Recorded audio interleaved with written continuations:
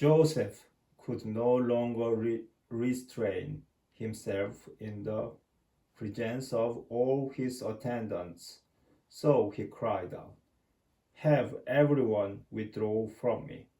So no one attended him when he made himself known to his brothers.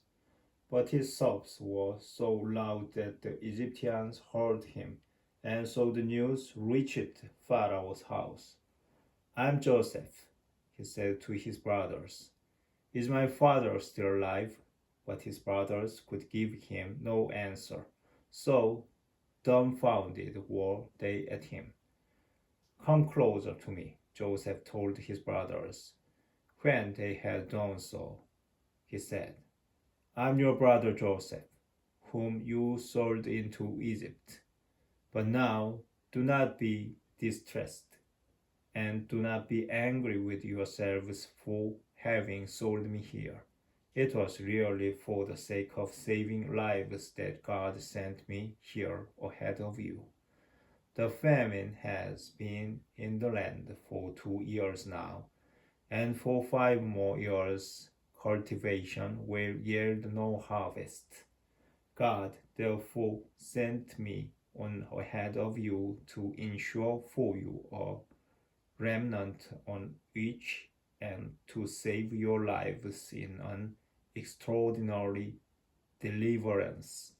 So it was not really you, but God, who had me come here, and he has made me a father to Pharaoh, lord of all his household, and ruler over the whole land of Egypt. Hurry back, then, to my father and tell him, Thus says your son Joseph, God has made me lord of all Egypt.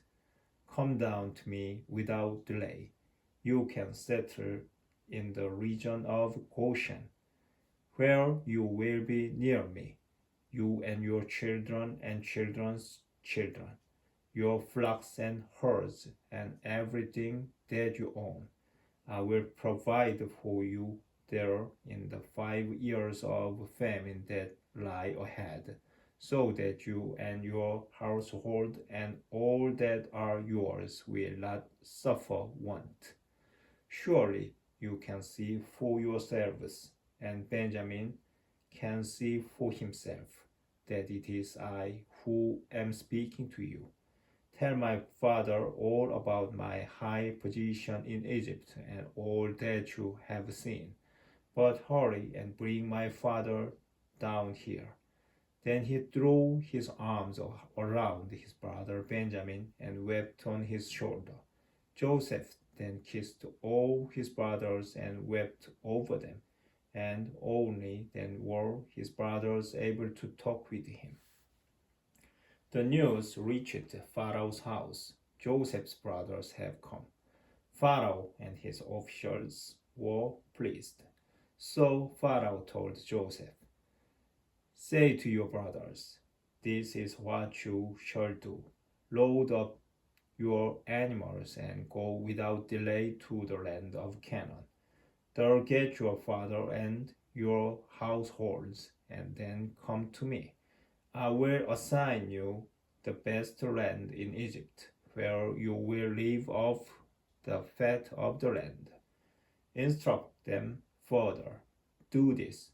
Take wagons from the land of Egypt for your children and your wives, and bring your father back here. Do not be concerned about your belongings, for the best in the whole land of Egypt shall be yours." The sons of Israel acted accordingly. Joseph gave them the wagons as Pharaoh had ordered, and he supplied them with provisions for the journey. He also gave to each of them a set of clothes, but to Benjamin he gave 300 shekels of silver and 5 sets of clothes.